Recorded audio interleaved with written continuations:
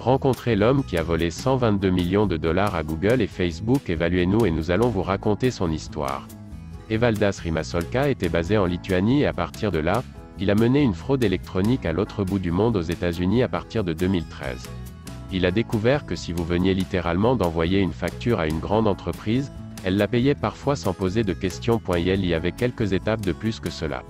Mais au fond, le schéma était aussi simple que demandez simplement de l'argent à des entreprises comme Google et Facebook et elles vous le donneront. Mark Zuckerberg était trop occupé à choisir sa tenue dans la vie métavers que je perfectionne.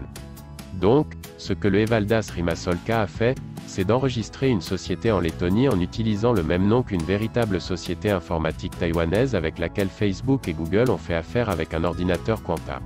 Il a ensuite envoyé des emails de pêche aux employés de ces deux entreprises victimes, Facebook et Google. Voici ce que ces emails contenaient comme décrit dans l'acte d'accusation. Des contrats et des lettres qui semblaient faussement avoir été exécutés et signés par des dirigeants et des agents des entreprises victimes, qui portaient de faux timbres d'entreprise en relief avec les noms des entreprises victimes. Les factures contenaient des virements bancaires instructions pour les services supposés de l'ordinateur quantique. Ils ont été envoyés aux employés qui effectuaient régulièrement des transactions de plusieurs millions de dollars entre les entreprises victimes et Quantum et puisque le compte bancaire était en fait au nom de l'ordinateur Quanta. Cela semblait très convaincant, mais c'était le ordinateur quantique en Lettonie, pas le vrai à Taïwan après que certaines de ces factures aient réussi et aient été payées. Evaldas Rimasolka a transféré l'argent sur des comptes en Lettonie, à Chypre, en Slovaquie et en Lituanie, Hongrie et Hong Kong d'ici 2015.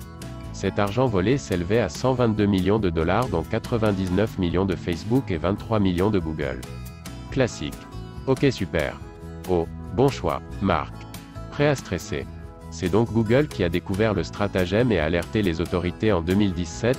La rive sud de la distribution a été extradée de Lituanie pour faire face à des accusations aux États-Unis, selon son avocat, loin d'être un acteur majeur dans cette affaire et ne le savait apparemment même pas.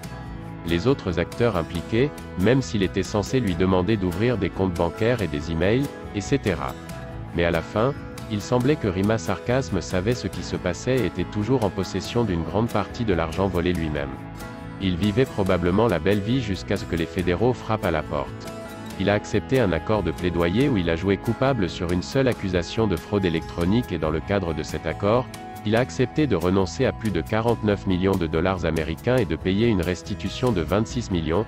Il aurait pu être condamné à jusqu'à 30 ans en prison, mais à la fin le juge lui a donné juste.